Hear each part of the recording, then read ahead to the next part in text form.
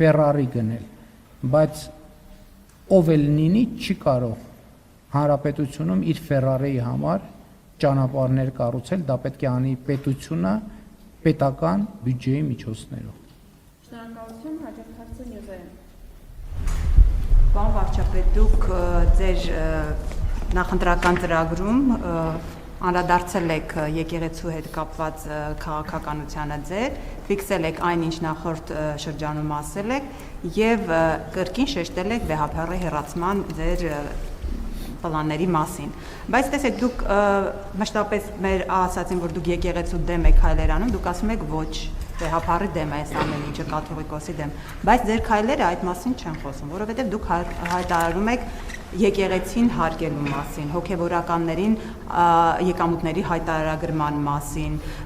դուք նաև քրեակատարողական հիմնարկների եւ բանակում զինվորական կներեք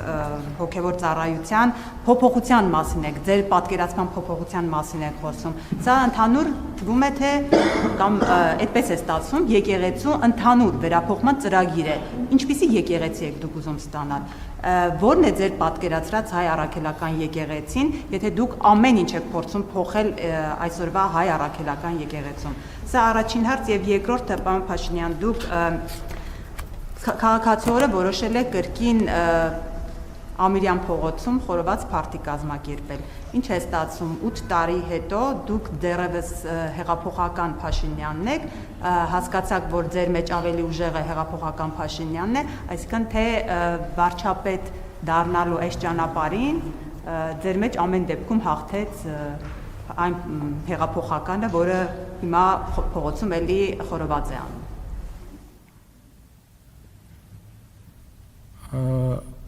Ես ճիշտ ասած զարմացած եմ, այդպիսի բան ա եղել, որ հեղափոխությունից հետո Հայաստանում պետք է խորոված չանել։ Կներեք, այդ թվում փողոցում, այսօր Հայաստանի Հանրապետության հարյուրավոր փողոցներում խորոված են անում մարդիկ։ Եվ դա միջոցառում է, եւ կարծում եմ, որ հայաստանյան որևէ կարևոր իրադարձություն մեր ընտանիքներում, ամեն դեպս ովքեր իրենց համարում են Հայաստանցի եւ Հայաստանի Հանրապետությունը իրենց ինքնության մաս է։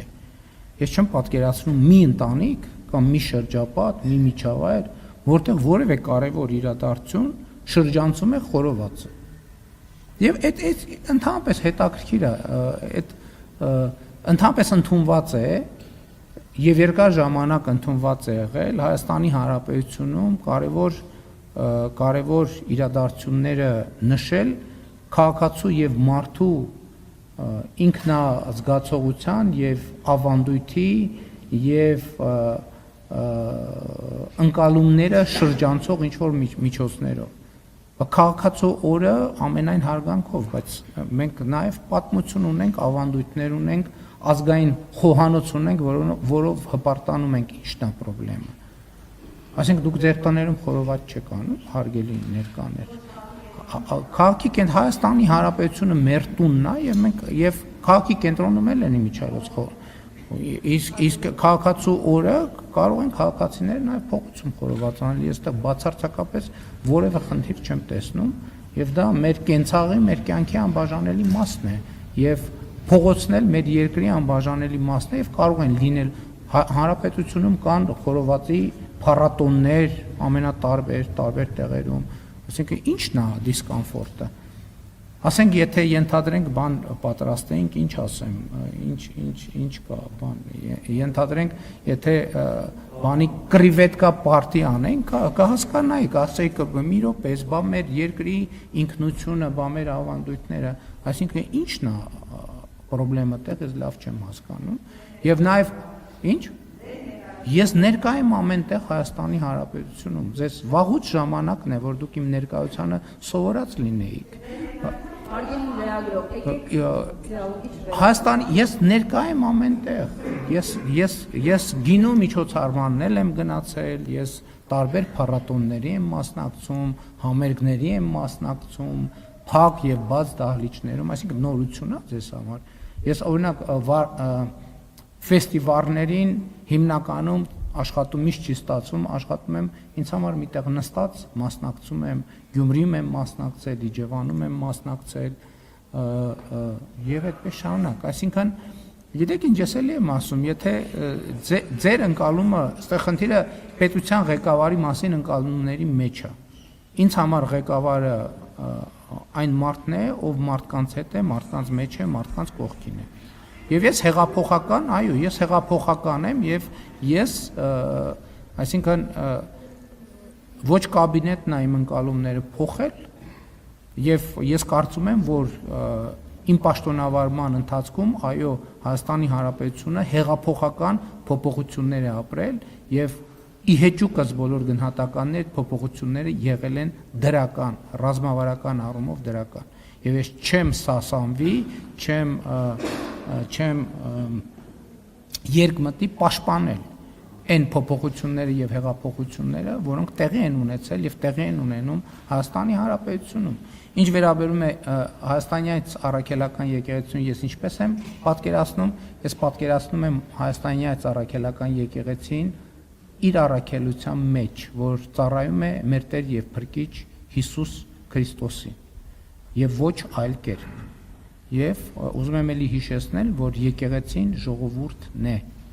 Չկա եկեղեցի առանց ժողովրդի, չկա եկեղեցի առանց հետևորդների։ Հոգևորականները եկեղեցու շատ կարևոր հատվածն են, բայց եկեղեցին առաջին հերթին ժողովուրդն է, հավատավոր հետևորդները եւ Կտրիչ Ներսիսյանը առավել եւս եկեղեցի չէ։ Հարկերի վերաբերյալ մենք երկրում պետք է ունենանք լիարժեք թափանցիկություն։ Մենք ասում ենք, որ նախ հոգևորականները նույնպես քաղաքացի են եւ նրանք պետք է գործեն օրենքի դաշտում։ Հասկանում եք, պետք է այսօրվա կարգավոր չկա որևէ կարգավորում, որ Հայաստանի Հանրապետությունում հոգևոր ծառայողները դուրս են օրենքից։ Ընդհակառակը կա, որ բոլոր մարդիկ հավասար են օրենքի առջև։ Եվ եթե որևէ քաղաքացի, բոլոր քաղաքացիները պետք է եկամտային հարկ վճարեն, պետք է նաև հոգևորականները վճարեն, իսկ ինչու պետք է չվճարեն։ Բայց ես հաջորդը կա, շարունակությունը կա, մենք ասում ենք, որ պատրաստ ենք եւ պարտավոր ենք եւ 8 տարի արդեն այդ պատրաստակամությունը արտահայտում են, որ եկեղեցու գործունեության, հայաստանյաց առաքելական եկեղեցու գործունեության արդյունքում ձևավորված եւ գանձված հարկերը ամբողջ ծավալով մենք պատրաստ ենք վերադարձնել, այդ թվում ֆինանսական թափանցիկությունը ապահովելու նկատառումով։ Եվ կա նաեւ հաջորդ հարցը։ Ասենք ինչի օրինակ պետքա եկեղեցու համար ներմուծվող սուրճը կամ չգիտեմ, հիմա ես վախենամ տողերի մեջ սխալվեմ, ինչ որ մի ապրանք, որը մաքուր ծիսական նշանակություն չունի, խոսքը ոչ ծիսական ապրանքների եւ առարկաների մասին է, չհարկվի, իսկ մյուս դեպքերում պետքա հարկվի։ Իսկ ինչու պետքա մենք Հայաստանյաց առաքելական եկեղեցու հետևորդները չիմանան, որ օրինակ մոմի վաճառքը ինչքան շրջանառություն է ապահովում, հետո ինչ են լինում այդ փողերը։ Դա նրա համար է, որպեսզի օրինակ Կտրիչ Ներսիսյանի զարմիկները բանով G դասի Mercedes-ով պատտվեն, թե դա եկեղեցու կարիքների համար է։ Այդ թվում մյուսները, ով, չգիտեմ, հիմա ես կոնկրետ օրինակ եմ բերում, դուք կարաք եւս 6 օրինակ բերեք, իմ օրինակը չի բացառում որևէ մեկին, որովհետեւ հարցը սկզբունքի մեջ է։ Սկզբունք պետք է կիրառվի, երկրում պետք է լինի թափանցիկություն, պաշտոնյաները պետք է գործեն թափանցիկ եւ հաշվետվողական, հոգեվոր ծառայողներ, եւ մենք համընդհանուր հայտարարագրման համակարգ ենք ընդունել, որը բացառություններ չի անում։ Եվ իմիջայլոց այդ չվճարումների պատճառով հոգևորականները բազմաթիվ այսօր չեն կարողանում օգտվել առողջության ապահովագրության համակարգից։ Ինչու պիտի չօգտվեն այդ մարդիկ։ Հիպոթեկային վարկով բնակարան ձեռք բերելու պարագայում եկամտային հարկի վերադարձի համակարգից չեն կարողանում օգտվել։ Իսկ ինչու պետք է չկարողանան օգտվել։ Այսինքն նաև մեր հոգևոր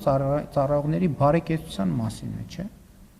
Մենք գիտեք ինչու է այդ ամեն ինչը, որ կախվածություն լինի մեկ անձից, բոլոր առումներով, ֆինանսական, կենցաղային եւ այլն եւ այլն։ Եվ այստեղ նաև այո հոգևոր ծառայողների ազատության մասին է խոսք, այն ազատության կոռեկտության սահման, իսկ ինչու պիտի չլինի հոգևոր ծառայողի էթիկայի կանոնակարգ։ Լավ, մենք պետքա որպես հանրություն պատասխան տանք հարցին։ Մեզ համար նորմալ եւ ընդունելի է, որ կաթողիկոսի պաշտոնում գտնվող մարդը զավակներ ունենա։ Նորմալ է մեզ դա։ Պետքա Հայաստանի Հանրապետության քաղաքացիները պատասխանեն։ Նորմալ է դա։